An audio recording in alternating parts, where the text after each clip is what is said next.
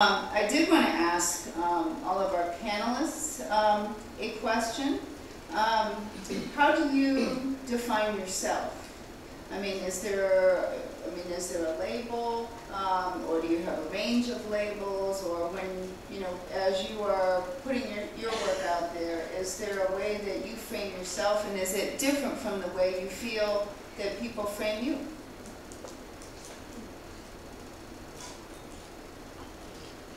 Well, I think I frame myself by my biography. I'm a person who grew up bilingual, who is a part of two different societies and is very comfortable that way, who loves to translate between the two, thereby making both sides equal in my home.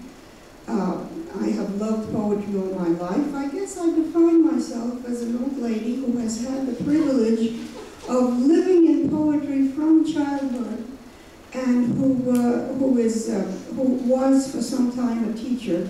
But I think I am not really a teacher who writes, but a writer who once taught. And while I love teaching, there is a difference, and if I had to give anything up, it would be very hard to decide.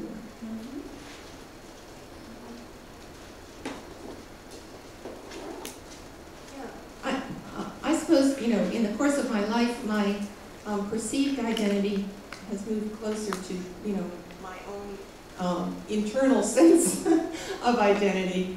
You know, I worked for many years as a technical writer, but feeling as if I were really a poet, and now, you know, being an academic and having, you know, published some books, I get perceived more as that. But, you know, central to that identity is always woman poet, you know, which is what Mezzo Cammin is all about. And then there's this sort of geographical split, the north-south, you know, split that's kind of a part of that central identity too.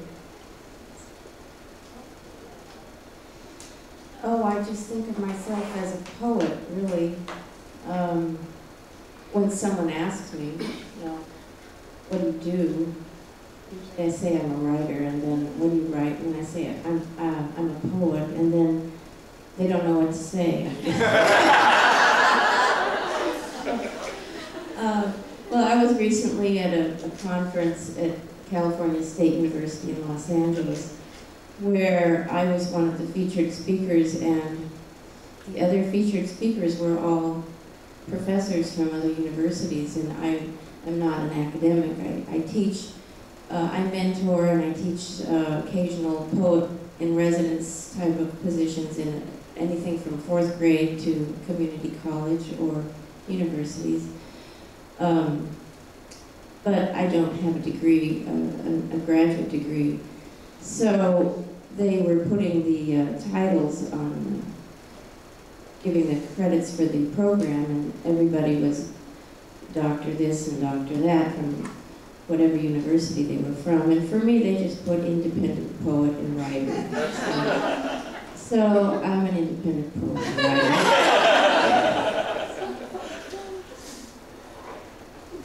I'd say I'm a poet who strives to remember the connections between poetry and music. And I think that's why I'm so drawn to form, probably why many of us are drawn to form. But even the best free verse remembers a connection to music.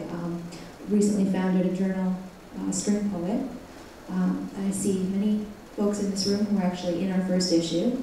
And that was my mission, sort of a mission statement when I founded the journal, to heighten the connections that are inherently there between poetry and music. I think any successful poem will be inherently musical, whether free or fake.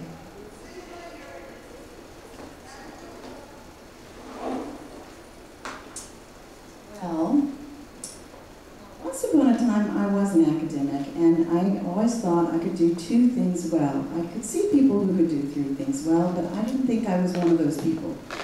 And the things I did well at that time, I wrote poetry and I taught. And one day I had a colleague come up to me and say, jovially, what does the world need with another poem? For 1 year I could not write a poem. In that year, I became a fiction writer because I couldn't exist without writing things down. So now, about a year later, I got my tenure, and then I quit. I still do two things well, I hope. One, I'm a writer. I write poetry, I write fiction. And I'm a mother, and I have 3 children.